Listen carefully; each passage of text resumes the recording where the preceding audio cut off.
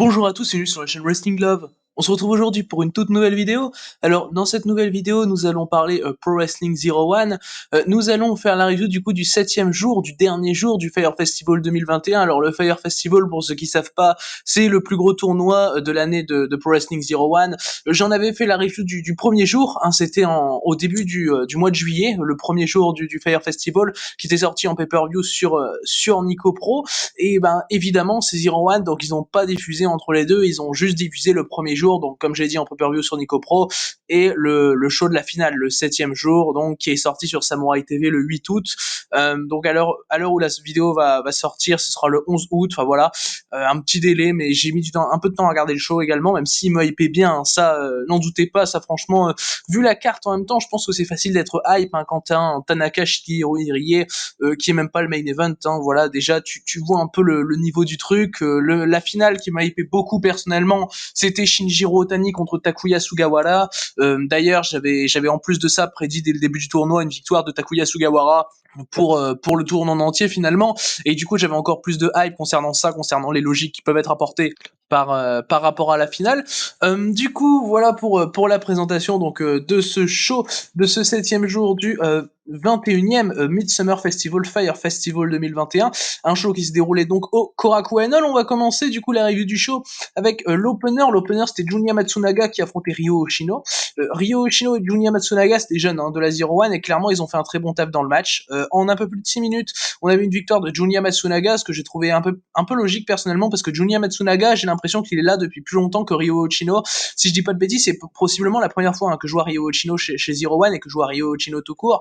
Donc voilà, moi la victoire de Junya Matsunaga m'a pas surpris. Le match est plutôt court mais très efficace, je trouve. Le niveau des jeunes chez Zero One est assez fou, hein, je trouve. Franchement, leur niveau dans le match en termes de fluidité, enfin voilà, vraiment tu sens que les mecs savent se rendre intéressants. Ils font un bon petit match de jeunes, c'est vraiment un plaisir à voir. C'est pas booké pour être incroyable non plus. Voilà, moi j'ai mis 3,25, j'étais pas loin du 3,5 très honnêtement. C'est quand même pas souvent avec un match 1 contre 1 de jeunes qui dure un peu plus de 10 minutes en opener. Enfin voilà, c'est pas souvent que je vais être proche du 3,5 comme ça, mais celui-là il m'a vraiment intéressé personnellement, c'était propre tout le long, et tu vois que le niveau des jeunes de Zero One est assez fou. Surtout du côté de Junya Matsunaga. En plus, t'as une différence de gabarit entre Matsunaga et Hoshino qui jouent également. Du coup, t'as un facteur qui rend le match encore un peu plus intéressant. Donc voilà. Personnellement, c'est un match que j'ai plutôt bien aimé. Du coup, voilà pour ce match donc remporté par Junya Matsunaga. On va maintenant pouvoir passer du coup au deuxième match du show. Le deuxième match du show, c'était un 2-on-1 handicap match avec Carmelito et Naoshi Sano qui faisaient équipe pour affronter Yoshikazu Yokoyama. Yoshikazu Yokoyama qui est membre des Voodoo Murders, donc l'équipe où il y a notamment Chris Weiss. Alors le match a duré un peu plus de 2 minutes, donc vous comprenez que c'était pas le match fait pour être le plus sérieux au monde. On a eu une victoire de Yoshikazu Yokoyama, c'était là pour qu'il ait un squash, voilà. Naoshi Sano, c'est un freelancer qui apparaît très peu, voilà. Moi personnellement, Naoshi Sano, je l'avais vu une fois du côté de la Hard Hit, dans le show anniversaire de Rambo Kawamura, et personnellement j'avais bien aimé le match. Après c'était un match qui était plutôt comédie aussi, où il y avait des autres personnages qui étaient joués, enfin voilà, et du coup tu t'attends pas à un match sérieux finalement, et bon là t'as un squash. J'ai mis 2 personnellement, voilà, c'est juste un squash, victoire de Yokoyama. Logique, moi je m'attendais pas spécialement à ce que ce soit un squash non plus, même si je m'attendais à une victoire de Yokoyama enfin, voilà, ça m'a pas du tout surpris personnellement, et même l'inverse m'aurait plutôt surpris. Mais bon là voilà, là c'était très court, enfin il y a pas eu le temps d'installer quelque chose, c'était vraiment voilà, c'était comme j'ai dit un squash pur, voilà, où il y a rien de spécial à raconter sur le match. Du coup, voilà pour ce deuxième match du show. On va maintenant pouvoir passer au troisième match du show. Le troisième match, c'était un tag avec Genta Iriki qui faisait équipe avec Satsugi Nagao, donc une équipe de jeunes, hein, de Zero One, pour affronter Shoki Kitamura, ancien champion junior heavyweight, hein, de Zero One, qui faisait équipe avec Takumi Baba. Takumi Baba, qui est un jeune prometteur, hein, de Zero One également, qui a 22 ans seulement, bon, qui a pas encore eu petit chez Zero One, mais ça ne saurait tarder très honnêtement. Le match personnellement j'ai trouvé plutôt cool, il a duré un peu plus de 10 minutes, voilà, il y a vraiment eu le temps de s'installer pour le coup. Shoki Kitamura et Takumi Oba ont logiquement remporté le match, hein. En face t'avais des jeunes, voilà, ils étaient là clairement pour perdre. J'ai mis 3,25 et comme à l'opener j'étais pas loin du 3,5, ça montre très clairement le niveau des jeunes de Zero One qui est assez excellent je trouve. Enfin, même si ça restait 3,25, 3,5 max pour l'instant, je trouve que le niveau des jeunes de Zero One franchement il se fait vraiment que monter, et les mecs sont vraiment très bons. Et même en face quand tu vois un Baba qui a 22 ans et un Shoki Kitamura qui a 24 ans, qui a déjà eu le junior qui se montre comme un excellent catcheur. Bah voilà quoi, tu vois un peu le niveau des mecs quoi, et comment les mecs sont prometteurs finalement. T'as un Satsuki Nagao qui joue toujours très bien son rôle d'underdog. À chaque fois que je vois un match de Satsuki Nagao, j'aime bien personnellement. Gentai Riki, j'accroche un peu moins, même si ça reste cool à voir. Mais enfin, en face, t'as un Kitamura et t'as une équipe Shoki Kitamura, Takumi Baba. Évidemment, l'action est très fluide. Voilà, c'est un bon match de junior. Enfin voilà, enfin surtout avec Shoki Kitamura et les deux jeunes pour le coup, un peu moins Takumi Baba, mais voilà, c'était vraiment bien cool à voir. Et du coup, ouais, comme je l'ai dit, j'ai mis 3,25 et j'étais pas loin du coup du 3,5. Du coup, voilà. Pour ce match, on va maintenant pouvoir passer au quatrième match du show, après ce match remporté par Kitamura et Takumi Baba. Le quatrième match du show, alors comme vous pouvez le voir sur l'affiche, c'était censé être un six-man tag team match. On avait normalement Takafumi qui devait participer au match, mais Takafumi n'a pas pu participer au match. Je sais pas s'il est blessé, je sais pas s'il y a eu un cas de Covid ou quoi. Je sais qu'en ce moment, il y a beaucoup de cas de Covid au Japon, même si en ce moment, ça touche plus le Joshi, hein, franchement. Que ce soit du côté de Seedling, par exemple, ou encore de TGP. On sait que Yuki Arai va manquer les deux shows finaux de la Tokyo Princess Cup à cause d'un cas contact Covid. Enfin, voilà. Mais en ce moment, t'as bien du Covid au Japon. Du coup, je me suis dit que c'était possible. Après, c'est peut-être une blessure également pour Takafumi. Mais en tous les cas, il devait participer au match, il n'a pas pu, du coup on s'est retrouvé avec un five-way. Le five-way, alors les participants du match, on avait Tsugu Takasato, Shogun Okamoto, Hartley Jackson, Hayato Yoshida et Chris Weiss. Hayato Yoshida a remporté le match, personnellement ça m'a un petit peu surpris quand même, je m'attendais pas spécialement à une victoire d'Hayato Yoshida. Il semble qu'Hayato Yoshida va être plus régulier chez Zero One maintenant depuis qu'il a participé au Fire Festival, depuis surtout qu'il a perdu le championnat Openweight de AW, qui est donc la fête dans laquelle il est de base, mais il a perdu en avril dernier le championnat Openweight, qui est le championnat principal de la Fed, contre Taishi Takizawa, si je dis pas de bêtises. Et clairement, on a eu le droit à un bon match, malgré sa durée qui était d'un peu plus de 6 minutes. Bon, voilà, j'aurais préféré un peu plus long, personnellement. Après, ça reste un très bon five-way pour moi. J'ai trouvé ça plutôt intéressant du début à la fin. T'as une confrontation dès le début du match entre Chris White et Hartley Jackson, qui va d'ailleurs directement à l'extérieur du ring, ce que j'ai trouvé plutôt cool. Ça peut montrer, pourquoi pas, un début de rivalité entre Chris Weiss et Hartley Jackson et nous donner un gros 1 contre 1. Je pense que ça peut être vraiment bien. C'était très strong, évidemment, quand tu vois Weiss et Jackson, quand tu vois leur gabarit, ce qu'ils sont capables de faire, tout ça, c'est évidemment très strong. Dès le début du match, tu as un spot sur l'apron où t'as Weiss qui claque, c'est un espèce de side slam de la part de Chris Weiss sur Hartley Jackson sur l'apron, que j'ai trouvé vraiment très cool personnellement. Chris Weiss dans le match va également montrer quelques petites combinaisons plutôt intéressantes en termes de tag team finalement. Avec Shogun Okamoto, je trouve que les mecs s'entendaient plutôt bien dans le ring, Okamoto et Chris Weiss, donc pourquoi pas. Tsugu Takasato claque quelques belles lariats dans le match, enfin, c'est vraiment très cool à voir. Voilà, c'est du style 0-1, malheureusement c'est que pendant 6 minutes, mais ça fait vraiment bien son taf, j'ai trouvé une bonne fin. Enfin voilà, vraiment un match que j'ai vraiment apprécié du début à la fin finalement, comme je l'ai dit. J'ai mis 3,5 à ce match, et du coup victoire d'Hayato Yoshida qui m'interpelle un petit peu sur un possible avenir du côté de chez Zero One.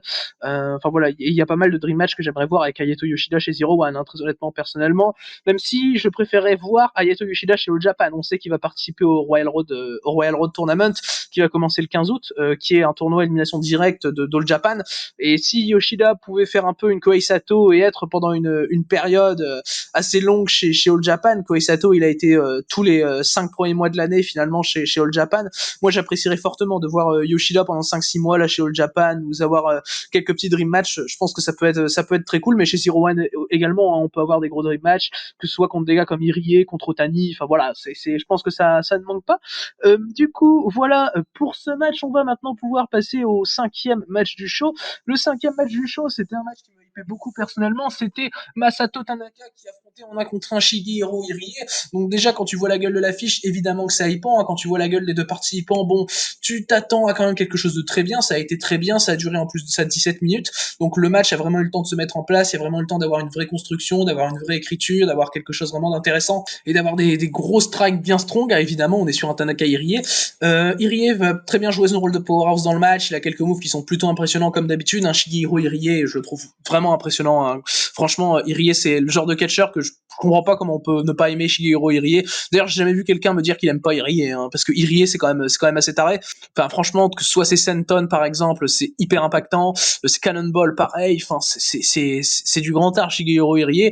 Et en face de lui, il a Masato Tanaka, qui est qui est toujours excellent hein, malgré son âge, Masato Tanaka. Tanaka, il a quoi? Il a 49 ans en plus, donc 48 ans, je viens de vérifier. Donc bon, voilà, c'est quand même assez taré d'avoir ce niveau-là. Les échanges de strikes sont vraiment super. T'as un moment un échange d'headbutt dans le match que je trouve assez taré, où t'as Irie, je crois, qui prenait en soumission Tanaka, et là les mecs se mettent des headbutts. Enfin, c'est vraiment hyper violent et c'est vraiment très cool à voir. Tanaka place des gros sliding forearms également dans le match. Franchement, il a des sliding forearms. Masato Tanaka, c'est assez taré. Enfin, vraiment l'impact qu'ils ont, même que ce soit sur le devant du crâne ou même sur la nuque. Quand il en fait un sur la nuque d'Irie, j'ai trouvé ça super personnellement. Masato Tanaka, Irie s'est très bien défendu, mais a évidemment perdu. C'est logique. Masato Tanaka, c'est l'actuel champion 01 World Heavyweight. Il a son challenger qui va arriver par rapport au vainqueur du Fire Festival, donc il va pas perdre en un contre un contre Irie globalement sans raison finalement. Donc voilà, la victoire de Tanaka m'a paru logique, d'autant plus qu'il challenge pour le championnat GHI national le 15 août contre Takashi Sugiura. Ça se passera du côté de la Noah, et évidemment je couvrirai le show également, sachant que le Sugiura Tanaka me hype bien au vu des échanges qu'ils ont pu avoir par exemple lors du deuxième jour du show Departure, que j'ai pas review parce que enfin voilà, il y a pas grand chose à dire non plus, il y a rien spécialement important sur ce deuxième show Departure, mais t'avais des échanges Tanaka Sugiura à un moment dans un tag, c'était assez taré. Du coup ouais, je suis bien hype pour ce match là. Mais du coup voilà, pour ce Tanaka Irie, je m'égarais un peu, je partais un peu sur la Noah, j'aimerais rester sur de la qualité avec Pro Wrestling 01. Du coup voilà, pour ce match donc remporté par Tanaka, auquel j'ai mis 3,75, et d'ailleurs j'étais pas loin du 4 très honnêtement. Du coup on va pouvoir maintenant passer au pré-main event de ce show numéro 7, donc du Fire Festival 2021. Le pré-main event, c'était les Kubota Brothers, Hide Kubota et Yasu Kubota, qui affrontaient du coup Fuminori Abe et Yuko Miyamoto. Le match a duré 14 minutes, victoire des Kubota Brothers assez logique. Je pense que les Kubota Brothers vont aller très prochainement vers les titres NWA Intercontinental Tag Team. Moi, ça me paraîtrait pas déconnant personnellement. Je voyais pas spécialement Fuminori Abe et Yuko Miyamoto perdre, mais en fait, j'en voyais aucun des deux spécialement se faire pin, donc c'était plutôt surprenant de prime abord à aborder. Mais voilà, bon, Fuminori Abe, c'est le MVP du match, très clairement. Je trouve que les strikes d'Abe, c'est hyper strong. C'est super. Les deux Kubota Brothers, que ce soit Yasu ou Hide, je les trouve vraiment bons. Je trouve qu'ils ont un bon selling. Ils claquent également quelques lariats qui sont plutôt impactantes. Bon, en face, t'as des Fuminori Abe et tout qui répondent. Hein. T'as Yuko Miyamoto qui répond également, évidemment. Yuko Miyamoto qui a été très bon dans le match également, même si on l'a moins vu qu'un Fuminori Abe. Et de manière plutôt logique finalement, bah, t'en as un qui a participé au Fire Festival, l'autre non. Déjà, ça montre, enfin voilà, ça aide un peu à se faire voir plus que l'autre dans un match comme ça. Mais enfin voilà, dans l'ensemble, ça reste un très bon match. Personnellement, j'ai mis 3,5. Après, quand on voit les noms, bon, c'est pas spécialement hyper étonnant de se retrouver face à un très bon match. Les 4 mecs font super bien le taf, surtout, comme je l'ai dit, Fuminori Abe. Fuminori Abe, qui est de toute façon le mec que je préfère de toute façon dans les 4. Et puis, quand tu vois le niveau du mec, il y a un moment où ça aide un peu. Il avait eu un super match dans le premier jour du Fire Festival contre Masato Tanaka. Ça avait été mon match préféré du premier jour. Donc, bah voilà. Mais du coup, voilà pour ce pré-main event donc de ce show numéro 7 du Fire Festival 2021, donc remporté par les Kubota Brothers, qui vont donc très probablement aller vers les championnats NWA Intercontinental Tag, qui sont détenus par Shinjiro Otani et Yumehito Imanari, qui ont en plus de ça eu qu'une seule défense de titre dans un show pas diffusé. Donc bon, voilà, moi je pense qu'il y a un moment où il va falloir redonner les titres aux Kubota Brothers, même si je sais que, bon, en fait les Kubota Brothers étaient finalistes du tournoi pour couronner les titres NWA Intercontinental Tag. C'était lors d'un show que j'avais payé sur Nico Pro, je me rappelle, c'était Christmas Night, c'était le 25 décembre, et tu avais eu Otani et Imanari qui avaient pris les titres NWA Intercontinental Tag à la fin d'un tournoi parce que le titre est vacant. Mais bon, enfin voilà, les Kubota Brothers, je crois pas qu'ils ont déjà eu les titres, en tout cas pas de mémoire. Il me semble pas qu'ils aient eu les titres NWA Intercontinental Tag. Du coup, ça pourrait être bien de les changer de main, sachant qu'Otani et Imanari font rien de spécial avec les titres. Imanari fait rien de spécial chez Zero One, hein, de toute façon. En ce moment, Imanari, je sais même pas s'il a catché chez Zero One cette année.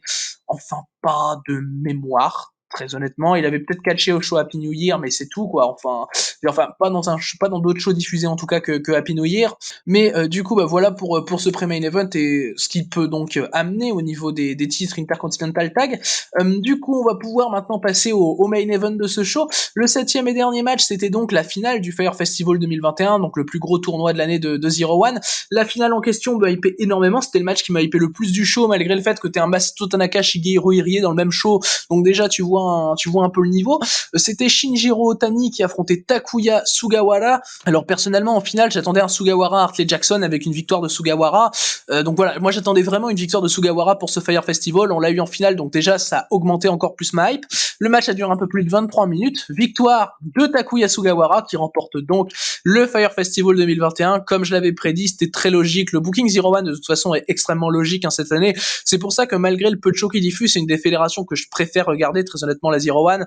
Et clairement cette finale était excellente. C'était vraiment la fin parfaite pour ce tournoi. C'est vraiment, enfin la finale est d'un niveau mais excellent. Enfin c'est vraiment super de voir ce genre de match là. C'est le meilleur match cette année chez Zero One. Ça me paraît assez clair en tout cas de ce qui a été diffusé. Et voilà, Sugawara c'était clairement comme j'ai dit mon favori pour remporter le tournoi. Et il l'a logiquement gagné pour challenger donc pour le championnat Zero One World Heavyweight son partenaire d'équipe au sein des Revengers, Masato Tanaka, et ça renforce encore un peu plus la logique des choses. Sugawara avait pin Masato Tanaka lors d'un 2 out of 3 falls en juin dernier. C'était lors du show 20th anniversary in Shinkiba, et c'était un 2 out of 3 falls, et Sugawara avait donc battu Tanaka dans l'un des pins. Et c'est là où je m'étais dit tiens, est-ce qu'ils vont pas le donner à Sugawara? Et là c'est là où la machine à la logique a commencé finalement à se mettre en place, et où évidemment je me suis imaginé le booking que pouvait faire Zero One, la logique qu'il y avait derrière une possible victoire de Sugawara, et évidemment que ça le fait, évidemment que ça colle parfaitement. Et enfin vraiment le match est beau. Enfin Otani c'est un vétéran en fait qui a gagné tout, franchement qui a tout gagné, et il veut toujours combattre Masato Tanaka. T'as une grosse histoire entre Otani et Tanaka évidemment. Les deux mecs c'est les deux grosses têtes de la Zero One, hein, Otani et Tanaka très clairement. Ils font équipe en plus depuis les années 2000, depuis le début des années 2000 au sein de l'équipe emblème. Donc là, finalement, t'as une confrontation entre les deux gros partenaires d'équipe de Masato Tanaka. Tu as du côté de chez Zero One, en tout cas, tu as Shinjiro Otani du côté d'emblème et Masato Tanaka du côté de Revengers. Du coup, dans tous les cas, tu sais qu'il va y avoir une grosse histoire en tant que partenaire avec Tanaka à la fin. Et c'est logique finalement que le mec de Revengers batte le mec d'emblème, parce que Revengers est plus frais, on va dire, et plus jeune. Et Sugawara, il a bien plus besoin de se faire festival qu'un Shinjiro Otani qui est le patron de la Zero One. Enfin voilà, c'est un autre level Otani que Sugawara, on va pas se mentir. Mais Sugawara, il en avait tellement besoin de ce Fire Festival, il avait vraiment besoin de ce match contre Tanaka. Et moi, ça me fait extrêmement plaisir de voir gagner. Le booking est logique du début à la fin du match. Le match est excellent. Hein. Je lui ai mis 4,25 personnellement. On va plus parler du match en lui-même finalement. Tu as Sugawara qui va super bien travailler la jambe de Shinjiro Otani, j'ai trouvé. Tandis qu'Otani, de son côté, va plus attaquer le bras de Sugawara. Bon, il va le faire un peu tard parce qu'au début, il va se faire vraiment dominer par Sugawara, qui va être vraiment très intéressant, j'ai trouvé. Mais Otani, après, va s'attaquer au bras de Sugawara. Sugawara, son selling est très très bon. De toute façon, je trouve jamais qu'il overstyle. Je trouve jamais qu'il en fait trop, rien. Enfin, par exemple, ça me bien plus, c'est quand vraiment il gueule, quand il se prend la prise d'Otani où il prend le bras de Sugawara, il le claque fort contre son épaule. Enfin, moi, j'ai trouvé ça très cool, le selling de Sugawara à ce moment-là. Et même à un moment, quand t'as Sugawara qui nocelle un dropkick de Shinjiro Otani, j'ai trouvé ça super. Alors, c'est rare que je trouve des nocelles super, hein, si vous me connaissez bien, si vous connaissez un peu mes goûts en catch par rapport aux nocelles, tout ça. C'est très rare que je trouve des nocelles vraiment super, mais là, celui-là, j'ai trouvé tellement logique.